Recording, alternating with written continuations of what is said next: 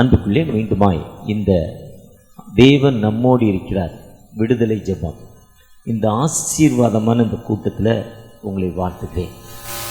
அருமையாக அன்பு ஐயா அந்த நோட்டீஸில் விபாகமும் 26:19 போட்டிருக்காங்க. புகழ்ச்சியிலும் கீர்த்தியிலும் மகிமையிலும் உன்னை சிறந்திருக்கும்படி செய்வேன், புகழிலும் பெயரிலும் மாட்சிமையிலும் உன்னை ஆண்டவர் உயர்த்துவார்.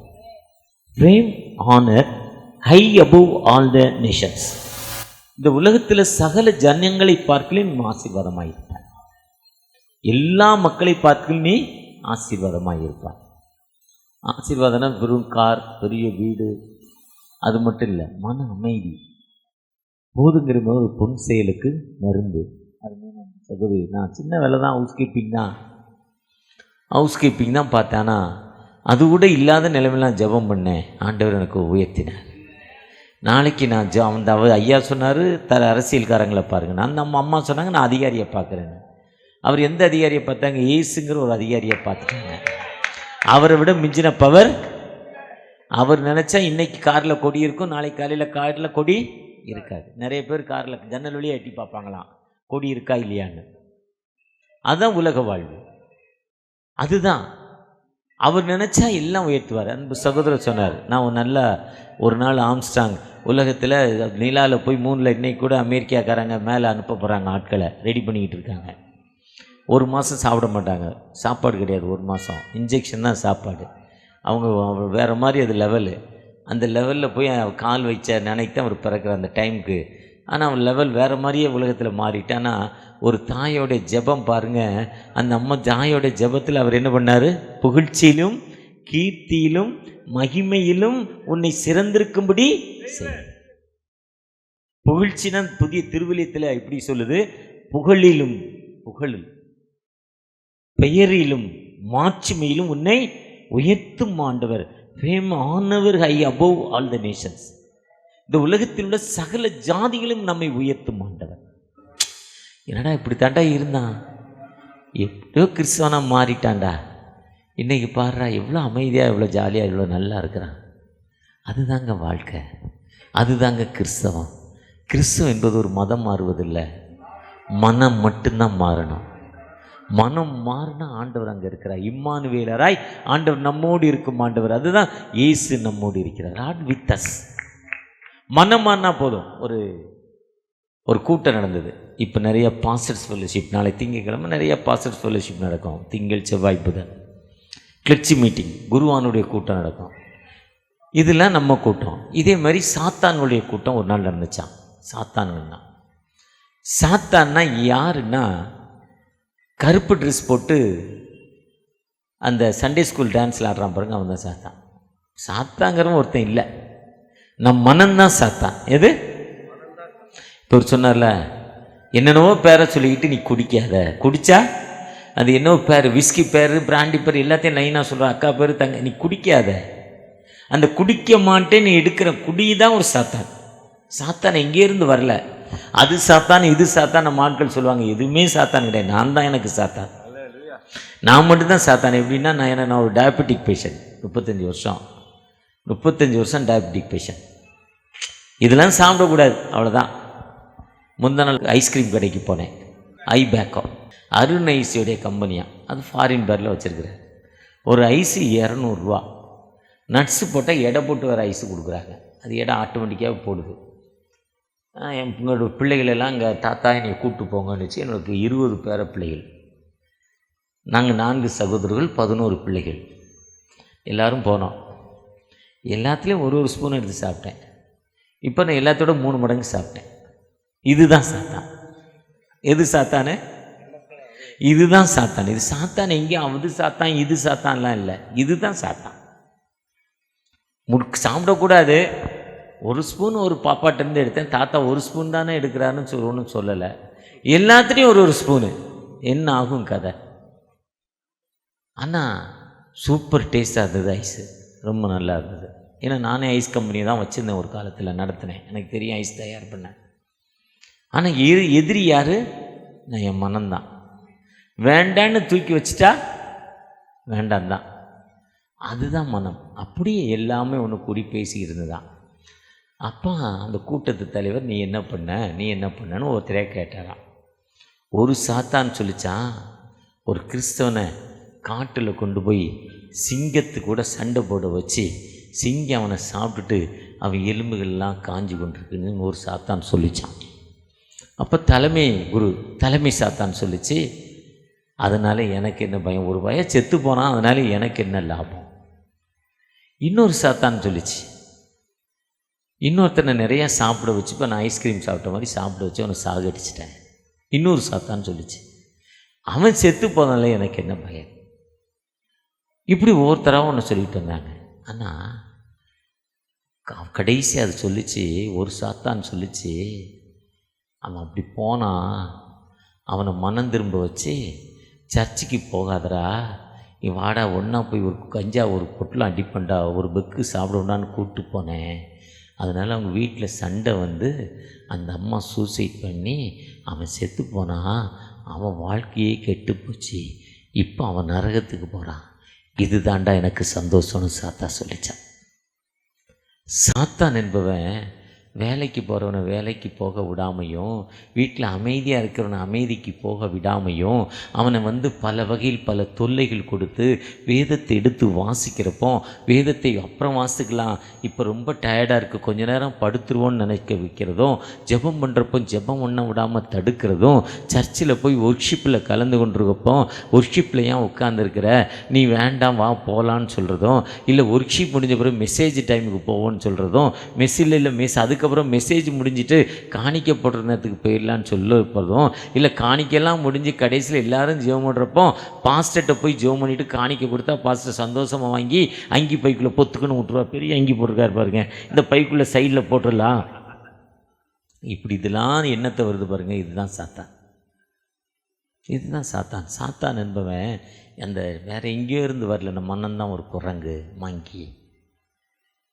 வேண்டாம் இது செய்யக்கூடாது, வேலைக்கு இன்றைக்கி கிளம்பி போகிறப்போ ஐயோ இன்றைக்கி ரொம்ப சோர்வாக இருக்குது வீட்டில் இருந்துக்கிறேன், என்னாகும், அந்த வாரம் தண்டல் கட்ட முடியாது, அந்த மாதம் வாடகை கொடுக்க கஷ்டம், அந்த வாரம் இஎம்ஐ ஃப்ரிட்ஜு கடனுக்கு வாங்கணும் கட்ட முடியாது.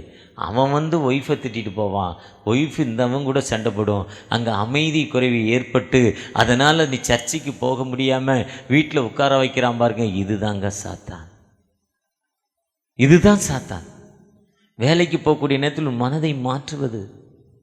ஏதோ அந்த அம்மா ஞாபகத்தில் கொஞ்சம் உப்பு அதிகமாக குறையோ போட்டுருச்சு, அந்த நேரத்தில் தட்டை தூக்கி எறிகிறோம் பாருங்க, அதுதான் சாத்தான். ஏதோ தீயை விட்டுருச்சு பாருங்க. அப்துல் கலாம் சொல்கிறாரு, ஒரு நாள் அவங்க அப்பா வேலைக்கு போவாராம், அந்த அம்மா வேலைக்கு போகாமல் அவர் ஸ்டூடெண்ட்டான், ரொம்ப ஏழை, அதே மாதிரி ஒரு ஓலை வீடு.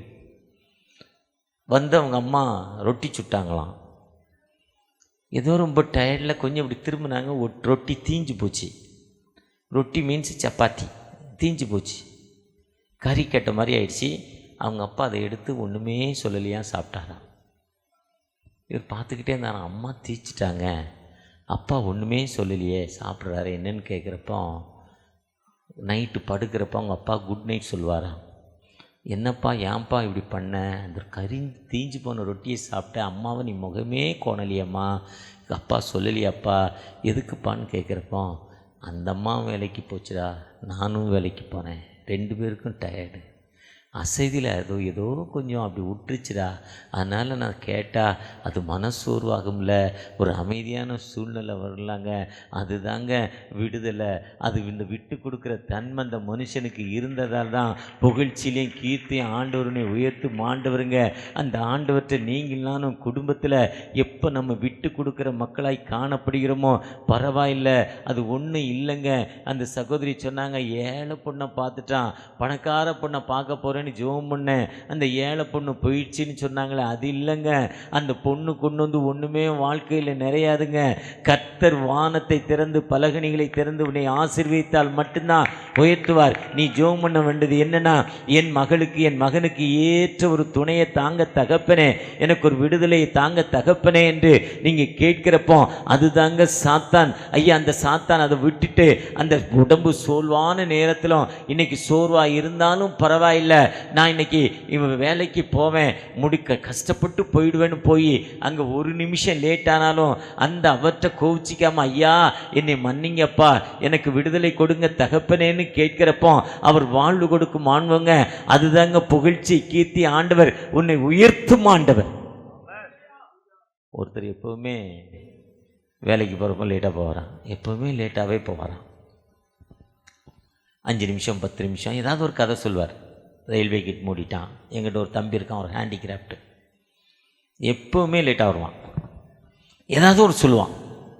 நாங்கள் எப்போ நான் சிஎம்மா, நீ உனக்கு கான்வா கொடுத்துட்டு கிளம்புறதுக்கு, சிஎம் அப்படி அசைகிறப்பவே அந்த டைமிங்க்கு அப்படி அசைகிறப்போ அந்த கான்வா எஸ்ஐ கேட்டிங்கன்னா அந்த எஸ்பி 2 எஸ்பி இருப்பாங்க, ஒரு டிஏஜி இருப்பாங்க, ஒரு சிஎம்முடைய ரூட்டுக்கு, அதே மாதிரி பிஎம்முடைய ரூட்டுக்கு 2 டிஏஜி இருப்பாங்க.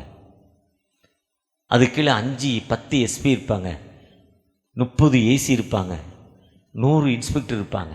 அவங்களுக்கு கீழே வேலை செய்கிறவங்க அவங்கெல்லாம் அலர்ட் ஆவாங்க. சிஎம் கான்வான்வான், சிஎம் ரூட்டுன்னு அலர்ட் ஆவான், உடனே சிக்னலை க்ளோஸ் பண்ணுவாங்க. அங்கங்கே அலர்ட் ஆகி ஓரஞ்சாரம் நிழலில் நிற்கிற அந்த போலீஸ் பார்த்தீங்கன்னா அட்டென்ஷனில் வெயிலில் வந்து அப்படி நிற்க. எல்லாம் கிட்டத்தட்ட 15 நிமிஷத்துக்கு முன்னாடி தான் CM Khanwa, CM PM Khanwa, prime minister Khanwa. நம்ம சிஎம்மா பிஎம்மா லேட் ஆகிறதுக்கு, நேரத்துக்கு போகலன்னா தகராறு, நேரத்துக்கு போகலாம் அடுத்து தகராறு. அதுதான் வாழ்க்கை. இதெல்லாம் இல்லை, இந்த டைமுக்கு போகணும். அப்படி லேட்டாக போகிறேன்னு கேட்டால் நான் போனேங்க, அவருக்கு உடம்பு சரியில்லை, அவருக்கு உடம்பு சரியில்லை, இவரை பார்த்தேன், இவருக்கு ஒருத்தர் நடக்க முடியாமல் இருந்தால் அவருக்கு ஹெல்ப் பண்ணி அது ஒரு காரணம் சொல்லிக்கிட்டே இருப்பாராம். கடைசி ஒரு நாள் சொல்லிட்டாரு, இனிமேல் லேட்டாக வந்தோம் நீ சஸ்பெண்ட் பண்ணிவிடுவேன், மறுநாள் ஃபஸ்ட்டு லீவு, அடுத்து நீ சஸ்பெண்ட் பண்ணிவிடுவேன் சொன்னார். சரிங்க என்னாரா. ஆனால் சோதனைக்கு அவர் என்றைக்கு எவ்வளோ மிரட்டினாரோ அடுத்த நாள் 15 நிமிஷம் லேட்டான், 2 நிமிஷம் 5 நிமிஷம் லேட்டாக, அவர் 15 நிமிஷம் லேட்டான். வழக்கம் போல் ஏன்டா லேட் ஆச்சுன்னு கேட்டார். ஒன்றும் இல்லைங்க, வந்தேங்க, ஸ்கூலுக்கு போகிற பையனை ஒரு ஆட்டோக்கார் இடிச்சிட்டாரு, மண்டையில் அடிபட்டுருச்சு. ஒரு பையன் நீங்கள் வேலையை விட்டு அனுப்புறீங்கன்னு, அடுத்த பையன் அந்த பையன் கீழே விழுந்துட்டான், மண்டையில் அடிபட்டு ரத்தம் வந்துக்கிட்டு இருக்கு. இப்போ நான் என்ன செய்யணும் தெரியல, வேலையா ஹெல்ப்பா? இச்சிறியவளுக்கு எதை செய்தாயோ எனக்கே செய்தாய். லெஃப்ட்டு ரைட்டு, லெஃப்ட்டை பார்த்து சபிக்கப்பட்டவர்கள், ரைட்டை பார்த்து ஆசீர்வதிக்கப்பட்டவர்கள். தாகமாக இருந்தேன், பசியாக இருந்தேன், அந்நியனாக இருந்தேன், வஸ்திரம் இல்லாமல் இருந்தேன், வியாதியாக இருந்தேன். இன்னொன்று என்னது 6 வரும். தாகமாக இருந்தேன், பசியாக இருந்தேன், அந்நியனாக இருந்தேன், வஸ்திரமாக இருந்தேன், காவலில் இருந்தேன், வியாதியாக இருந்தேன். அந்நியனை அதை சொல்லிட்டேன் முதல்ல. அதுதான் கண்ணாசம் பாடினார். 6 மனமே 6, இந்த ஆண்டவன் கட்டளை 6, ஒன்றை சொல்வார் நன்றை செய்வார் உள்ளத்தில் இருப்பது அமைதி. எந்த கடவுளையும் பற்றி பாடல அந்த பாட்டு.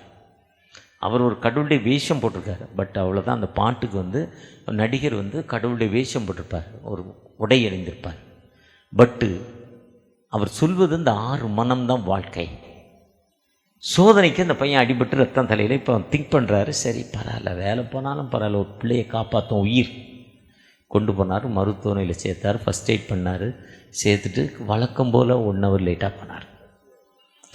அந்த மேனேஜர் ரொம்ப டென்ஷன் ஆகி, நீ இப்படி தாண்டா ஃப்ராடு, யாரையோ அங்கே பண்ண என்ன பண்ண, நீ ஃப்ராடுடா, நீ போட, உனக்கு வேலை இல்லைன்னு வச்சு விட்டார். தோத்திரம் ஆண்டவர் வழி நடத்துவார். உண்மையுள்ள மனிதன் பரிபூர்ண ஆசீர்வாதங்களை பெறுவான். உண்மையுள்ளவைகளோ, ஒழுக்கமுள்ளவைகளோ, புண்ணியம் எதுவோ, புகழ் எதுவோ, நற்கீர்த்தி எதுவோ.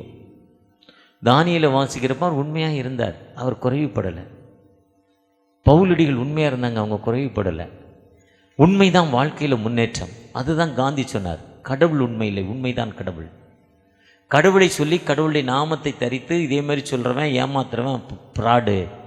ஆனால் உண்மையாக இருக்கிற மனிதன் தான் கடவுளுக்கு வேண்டப்பட்டவங்கிறார். அங்கே தான் கடவுள் இருக்கிறாருன்னு சொல்கிறார். அந்த உண்மை தான் நான் வைத்திருக்கிற வேதாகமம், நீங்கள் வைத்திருக்கிற பைபிள். அந்த உண்மை தான், அந்த உண்மை மட்டும்தான் லைஃப்பில் இருக்கணும். அந்த உண்மையை வேலைக்கு விட்டு போயிட்டார். போயிட்டாரு. திரும்ப அந்த ஹாஸ்பிட்டலுக்கு போய் அந்த ஹெல்ப் பண்ண பையன் அம்மாலாம் வந்துட்டாங்க, உதவி செஞ்சிட்ருக்காரு. சில மணித்துளிகளில் அந்த பையனுடைய அப்பா வர்றார். பையனை பார்த்தா இவருக்கு ஒரே ஷாக்கு.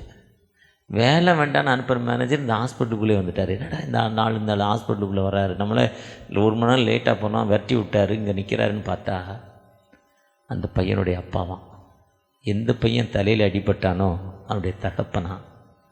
ஒருவேளை நீ சொன்னதெல்லாம் ஃப்ராடுன்னு சொல்கிறப்போ அவன் உண்மையாக பணி செய்தான் பார்த்தீங்களா?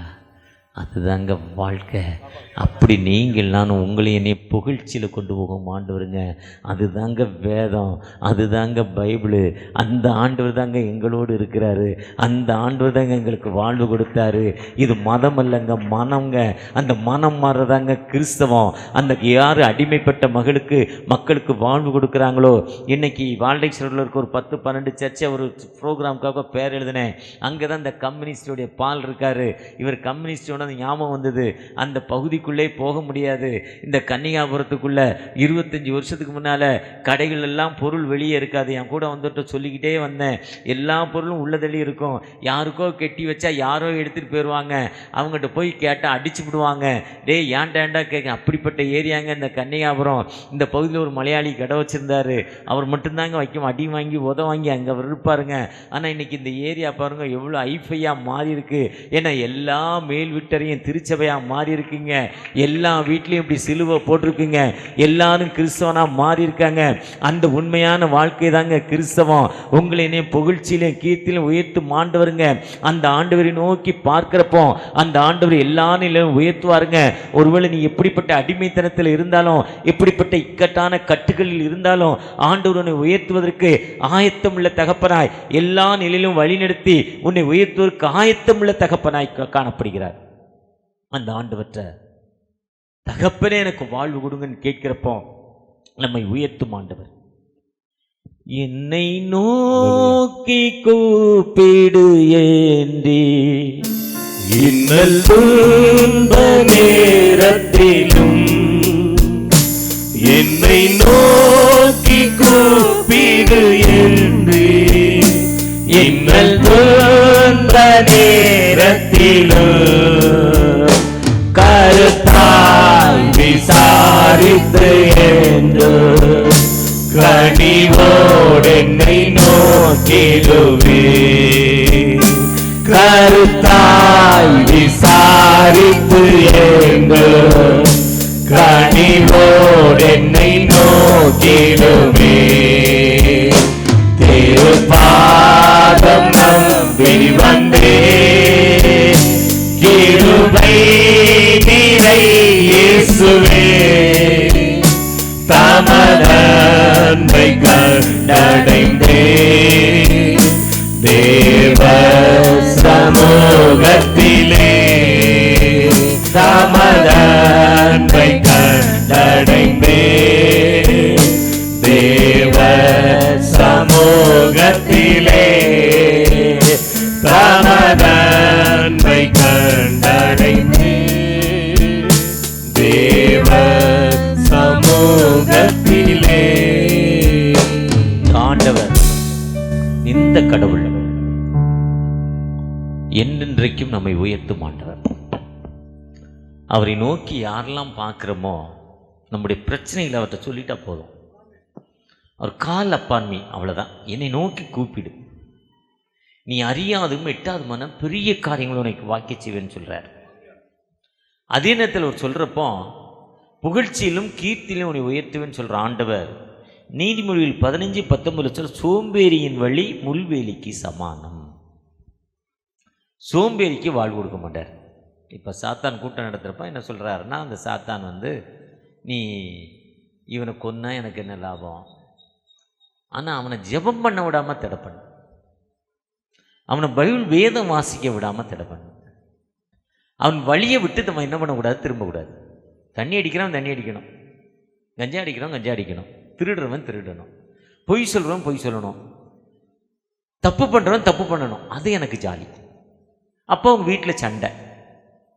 இந்த அம்மா கண்ணீரோடு ஜெபிக்கும், இவர் ஜாலியாக தண்ணி அடிப்பார். அந்த அழகாக பிஜிஎஸ் தினம் சொல்லுவார், ஒருத்தன் தண்ணி அடித்து ஜாலியாக படுத்திருந்தானா எங்கே டிச்சில்.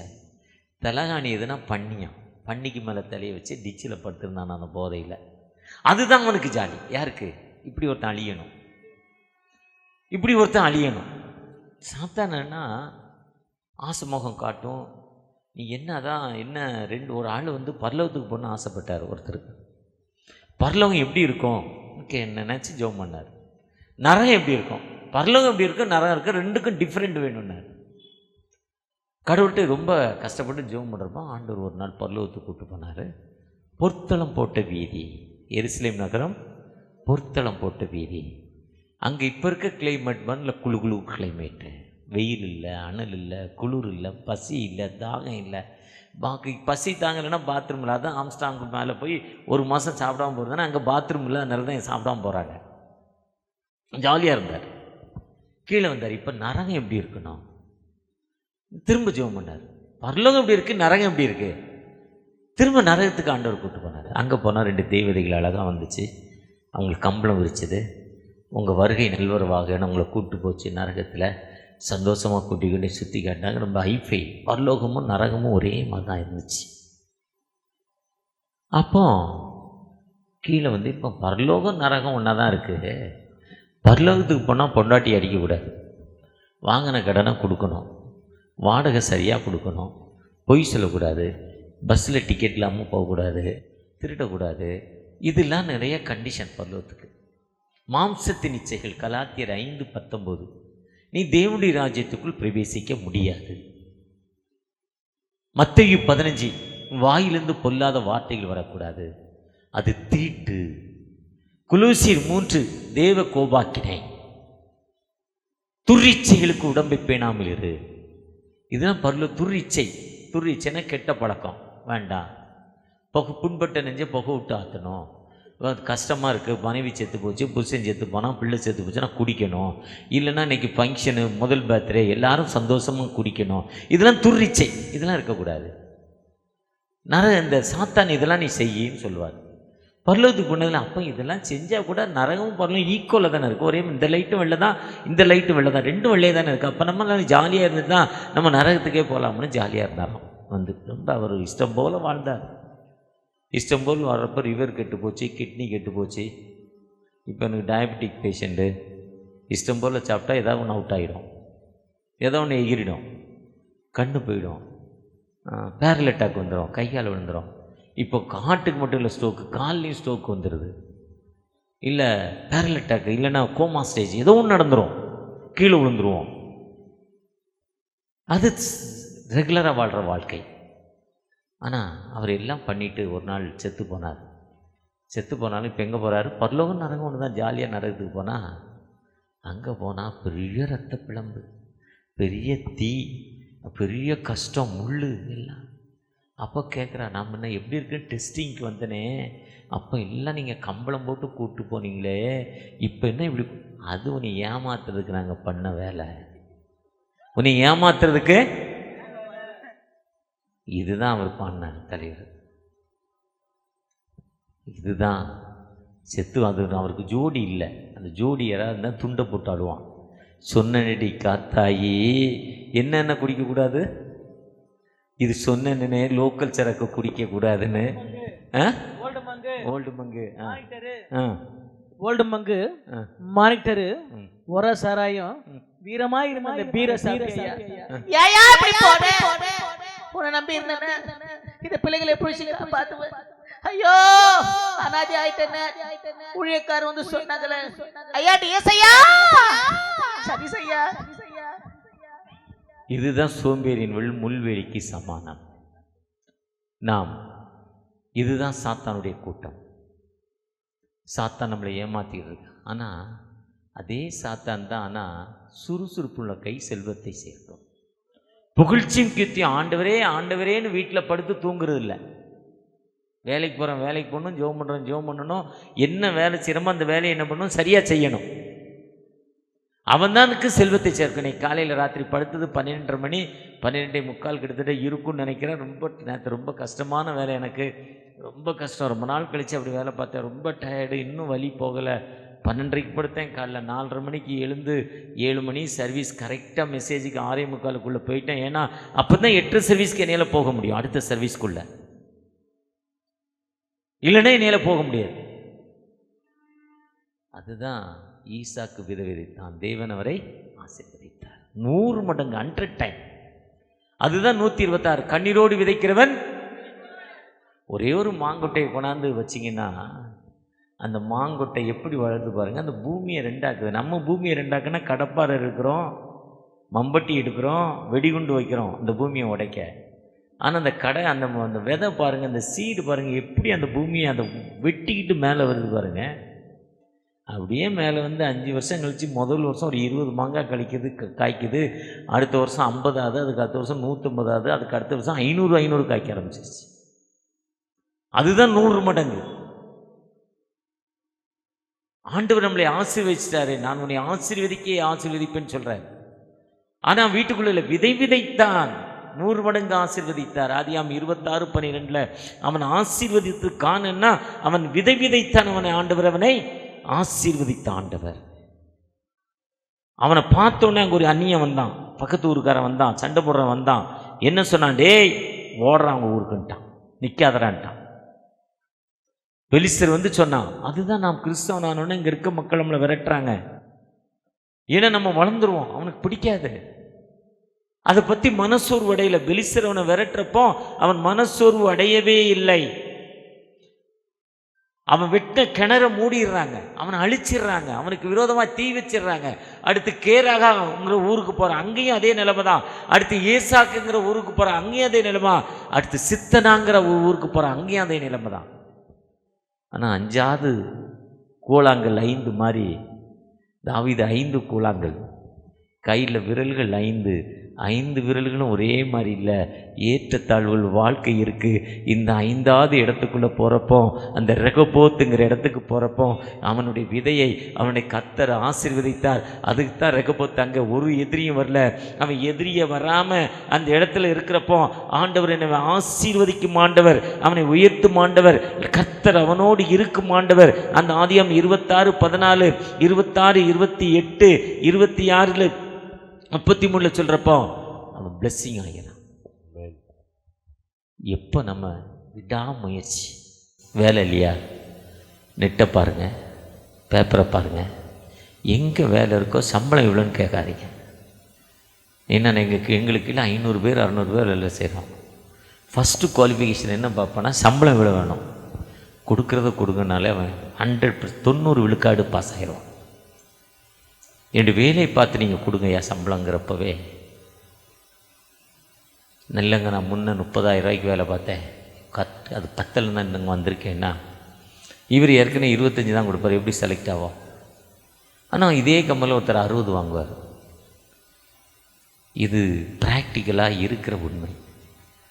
நம்ம ஆண்டவர்கிட்ட காத்திருக்கிறப்போ மற்றவங்க சொல்லுவாங்க பிளெஸ்ஸிங் ஃப்ரம் லார்டுமா, கர்த்தரால் ஆசீர்வதிக்கப்பட்டவரே. அவரை பார்த்து ஈசாக்கை பார்த்து சொல்கிறாங்க, கர்த்தரால். இதை விட பெஸ்ட் என்னன்னா பவுலடிகள் தான். பவுலடிகளை கூப்பிட்டு சொல்கிறாங்க, டேய் போவாதரா. 20ஆம் அதிகாரத்தில் 19 24வது வசனத்தில் சொல்கிறார், நீ போவாத, அங்கே போவாத, உன்னை கொன்னுடுவான், போவாதங்கிறார். அங்கே அகப்புங்கிற தீர்க்கதரிசி 21:10 சொல்கிறார், போகாத. ஆனால் அவன் சொல்கிறான், I am ready not only be found, கெட்டப்படுவதற்கு மாத்திரமல்ல மரிப்பதற்கு ஆயத்தமாயிருக்கிறேன், but also to die. I am ready to found. நான் கட்டப்படுவதற்கு மாத்திரம், செத்து போகிறதுக்கு ரெடியாக இருக்கேன். இந்த Jerusalem for the name of the Lord Jesus, இயேசுவிற்காக தன்னை ஆயத்தப்படுத்தினாருங்க, தன்னை அர்ப்பணித்தாருங்க. தன்னை அர்ப்பணித்ததால் 2 கொரிந்தியர் 10ஆம் அதிகாரத்தில் வாசிங்கன்னா, 2 கொரிந்தியரில் போனீங்கன்னா 11ஆம் அதிகாரம் 24ஆம் வசனத்தில், 1 குறைய மிலாரினால் 3 தடவை அடி வாங்கினேன், என்னை கயத்தினால கெட்டினாங்க.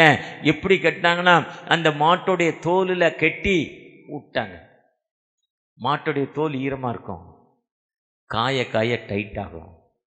அந்த டைட்டாக இவருடைய உடம்பு டைட்டாகி அப்படி வெந்து போவாராம். 3 முறை கப்பர் சேதமடைந்தேன், 1 வாரம் சாப்பிடாம இருந்தேன். ஆனால் எல்லாவற்றின் நஷ்டமும் குப்பைமாய். பின்னானவர்களை மறந்து முன்னானவர்கள் நாடி. அதுதான் அந்த வேதத்தில் நம்ம வச்சிருக்கிற வேதத்தில் 13 புத்தகங்கள் அவருக்கு எழுதுவதற்கு ஒரு வாய்ப்பு. பவுலுடைய நிருபம் கடிதங்கள் 13 கடிதங்கள். தன்னை ஆண்டு நான் பவுல் மாதிரி நேற்று ராத்திரி நினச்சேன், பவுல் மாதிரி நம்ம எப்படி மாற முடியும்? எப்படி மாற முடியாத? இந்த அடி வாங்க முடியுமா? தனக்கு கொடுத்த வேலையில் சரியா இருந்தார்ல. நீங்கள் நானும் வாழ்க்கையில் முன்னேற வேண்டும் என்றால், புகழ்ச்சியிலும் கீர்த்தியிலும் வளர வேண்டும் என்றால், மகிமையிலும் வளர வேண்டும் என்றால், கர்த்தர் உன்னை ஆசீர்வதிக்க வேண்டும் என்றால், கொடுத்த வேலையில் நாம் சரியா இருக்கிறப்போ நான் உன்னை ஆசீர்வதித்து உன் பேரை பெருமைப்படுத்துவேன் சொன்ன ஆண்டவர் அவர் சொல்றார், எழுந்து தேசத்தின் நீளம் அகலம் எவ்வளவோ நடக்க மட்டும் உனக்கு தருவேங்கிறார். அதுதான் பிளெஸிங். அதுதான் இந்த புது வருஷத்துடைய ஆசீர்வாதம். கடவுளே கடவுளேனா கண்ணை திறக்கவே மாட்டேன். படிக்காம பாஸ்டர்கிட்ட போய் ஜெபம் பண்ணிட்டு, பாஸ்டர் மாட்ட ஜெபம் பண்ணிட்டு, அங்கே இயேசு அழைக்கிறார் மாணவர்களுக்கான ஜெப கொடுக்கிற ஜெபம் பண்ணிட்டு, மோகனனுக்கு எழுதி போட்டுட்டு நீ படிக்காம போனா 0 தான். எவர் ஜெபம் பண்ணாலும் கேட்க மாட்டார். படிச்சுட்டு போனா மட்டும்தான் மார்க். அதுக்கு தான் டெஸ்ட். திறமை, உன்னுடைய குவாலிஃபிகேஷன், அந்த திறமை தான். அழகா ஒருத்தர் இப்படி சொல்றார். சதீஷையா சர்ச்சுக்கு தேவன் நம்மோடு இருக்கிறா சர்ச்சுக்கு வந்தார்.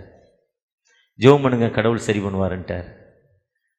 கடவுள் நல்ல வாக்குத்தத்தம் கொடுத்துருக்காருன்னு போனார். அங்கே போனால் ஒருத்தர் வேலைக்கே போல.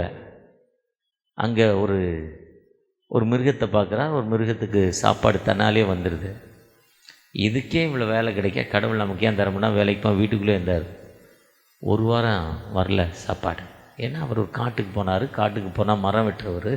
அங்கே ஒரு கால் இல்லாத ஒரு 2 காலும் முடமான ஒரு நரி 2 காலில் தான் நடக்கணும்.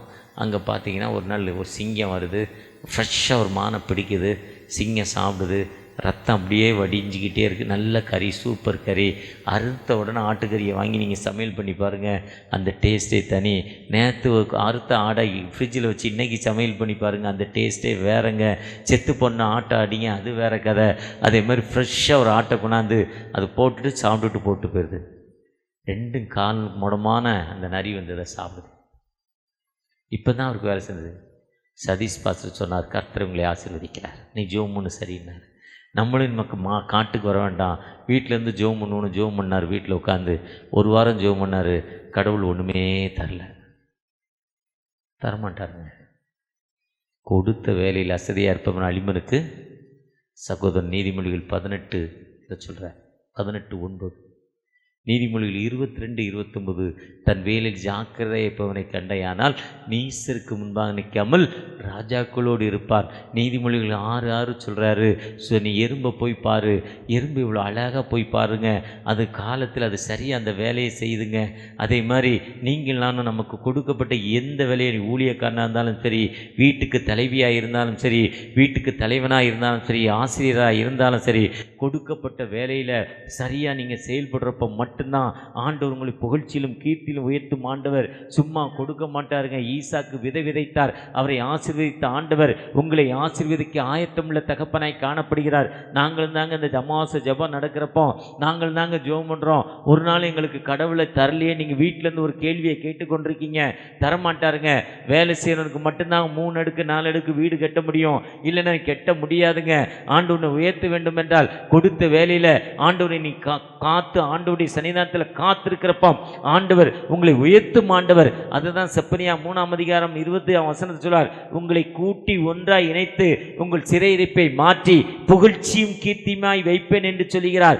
உபாகம் 7:1-7 வாசிங்கன்னா உங்களுக்கு விரோதமாக எமோரியர், பெர்சியர், கீர்த்தியர் எத்தனை பேர் வந்தாங்க. ஆனா எல்லாவற்றுக்கும் மேலாக நான் உங்களை உயர்த்துவேன்னா உபாகம் 28:1 சொல்றார், இன்று நான் உனக்கு விதிக்கிற கட்டளைகளை நீ கருத்தாய் கை கொள்வாயானால் உலகத்தில் உள்ள சகல ஜாதிகளும் உன்னை மேன்மையாக வைப்பேன் என்று சொல்கிறார். அதுதான் சங்கீதம் 128:1 சொல்றார், கர்த்தருக்கு பயந்து அவர் வழிகளில் நடக்கிறவனோ அவன் பாக்கியவான்கிறாரு. நீங்களான ஆண்டவருக்கு பயந்து ஆண்டவருடைய கட்டளைப்படி நடக்கிறப்போ உங்களை உண்மையாகவே 2020 ஆண்டுல உங்களுக்கு ஒரு புதிதான ஒரு ஆசீர்வாதத்தை, புதிதான ஒரு வழிநடத்தலை, புதிதான ஒரு திருப்புதலை உங்களுக்கு விரோதமாக இருக்கிற மனிதனே சொல்வார், உனக்கு கர்த்தர் உன்னை ஆசீர்வதிக்கிறார், நீ கர்த்தரால் ஆசீர்வதிக்கப்பட்டவர் சொல்லி உங்களை வாழ்த்தும் காலங்கள் வந்துருச்சு. ஆண்டவருடைய வார்த்தைக்கு நீங்கள் எப்போ கீழ்ப்படிந்து போகிறோமோ, நீங்கள் நான் கீழ்ப்படினாலும் எனக்கு பிளெஸ்ஸிங் இல்லை, நீங்கள் கீழ்ப்படிலாம் உங்களுக்கு பிளெஸ்ஸிங் இல்லை. யார் இது எந்த மதமாக இருக்கலாம், எந்த இனமாக இருக்கலாம், எந்த ஜாதியாக இருக்கலாம், ஆண்டவருக்கு கீழ்ப்படிந்து தகப்பனே என்னை பிளெஸ் பண்ணுங்க தகப்பனே, உம்முடைய கிருபை எனக்கு தாங்க தகப்பனே, உம்முடைய இரக்கத்தை எனக்கு தாங்க தகப்பனே, உம்முடைய வழிநடத்தில் எனக்கு தாங்க தகப்பனே என்று நம்ம ஆண்டவரை நோக்கி பார்க்குறப்போ ஆண்டவர் எல்லா நிலையிலும் உயர்த்தும். ஆண்டவர் பாஸ்டர் ஏசன்னா ஏசு இப்படி இருக்கிறார்ல, கர்மங்கிற ஒரு கேசட், பிளட் வாமிட்டிங் வீட்டில் வெட்டிடுறாங்க. அவர் பின்னால் ஒரு பாஸ்டர் ஆகிறார், சாதாரண சர்ச்சில் பெருக்கிறவராக இருக்கிறாரு, பாய் போடுறாரு, பின்னால் பாஸ்டர் ஆகிறார். அவர் என்ன சொல்கிறாரு, ஆண்டவரை துதித்து கொண்டே இருக்கணும், ஜெபிக்கணும். இன்றைக்கி ஒரு இடத்துல காஸ்பல் மீட்டிங் நடத்தலைன்னா சோறு சாப்பிட மாட்டாராம். சொல்கிறார், பச்சை தண்ணி குடிச்சிட்டு பட்டுக்கிட்டு வரான். காஸ்பல் இவரை மாதிரி சொல்ல போவார். இப்போ நம்மோடு வந்திருக்கிற எலிசா காஸ்பல் ஒரு நாள் சண்டே ஈவினிங் ஃபோன் பண்ணுறேன், ஐயா இந்த இடத்துல போன வாரம்னு நினைக்கிறேன் ஒரு சர்ச் டெடிகேஷன் போயிருந்தேன், போன வாரம் சண்டே அங்கே வந்து பாடுவார்னு பார்த்தேன். நான் வில்லேஜ் மினிஸ்ட்ரியில் இருக்கிறேன், முடிச்சுட்டு வர்றேன்னார். அவரால் வர முடியல, அவருடைய வண்டி பணம் இல்லாமல் இன்சூரன்ஸ் கட்டில் மாட்டிக்கிட்டார். தப்பு பண்ணால் தப்பு தானே, தப்பு பண்ணால் தப்பு தானே. ஆனால் அந்த கொடுத்த வேலையில் அவர் காஸ்பல் சொல்லணும்னா அன்றைக்கி சாப்பிட மாட்டாராங்க. ஒரு இடத்துல காஸ்பல் சொல்லி இல்லைன்னா சாப்பிட மாட்டாரா. அதனால அவருடைய 45 வருஷம் சர்வீஸில் 960 சர்ச்சு டெடிகேட் பண்ணார். 960 சர்ச்சு கெட்டி முடிச்சிருக்கார் ஓசனா மந்திர். அவரை புகழ்ச்சியும் கீர்த்தியுமாய் மாத்திரம் ஆண்டவர். உங்களுக்கு கொடுக்கப்பட்ட வேலையில் நீங்கள் சரியாக செஞ்சு பாருங்கள். அடுத்த 2027 ஆண்டு இந்த ஜனவரி மாதம் நடக்கிற வாக்குத்தத்த ஆராதனையில் ஆண்டவர் உங்களை நீங்கள் சாட்சி சொல்ல போகிறீங்க. 2 பேர் சாட்சி சொன்னாங்க, அதே மாதிரி 3 பேர் சாட்சி சொன்னாங்க. அதே மாதிரி ஆண்டவர் உங்களை ஒரு சாட்சியாக புகழ்ச்சியும் கீர்த்தியும் மகிமையிலும் நிரப்பும் ஆண்டவராய் மாற்றப் போகிறார். அந்த ஆண்டவர் நம்மோடு கடந்து வந்திருக்கிறார். அந்த ஆண்டவர்கிட்ட தகப்பனே எங்களை பிளஸ் பண்ணுங்கப்பா, உம்முடைய கிருபை எனக்கு தாங்க தகப்பனே, உம்முடைய இரக்கத்தை எனக்கு தாங்க தகப்பன் நோக்கி பார்ப்போமா. கர்த்தாவே தேவர்களில் உமக்கொப்பானவன் யார், வானத்திலும் பூமியிலும் உமக்கொப்பானவன் யார். கர்த்தாவே தேவர்களில் உமக்கொப்பானவன் யார், வானத்திலும் பூமியிலும் உமக்கொப்பானவர் யார், உமக்கொப்பானவர் யார், உமக்கொப்பானவர் யார், உமக்கொப்பானவர்